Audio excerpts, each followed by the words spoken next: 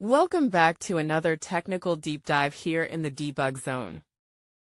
Today, we're tackling a big question and breaking it down with insights from other users.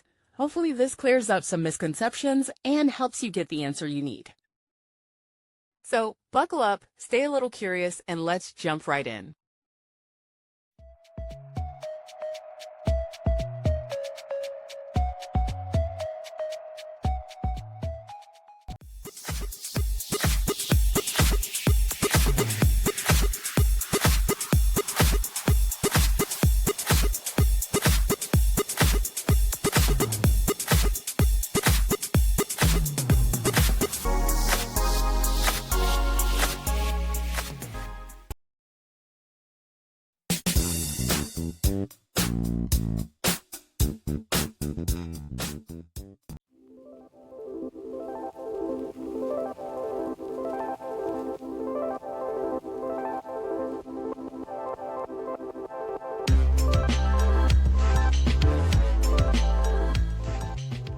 And that's a wrap.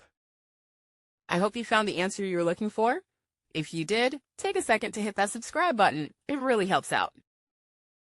And let me know in the comments which solution worked best for you. See you next time in the debug zone.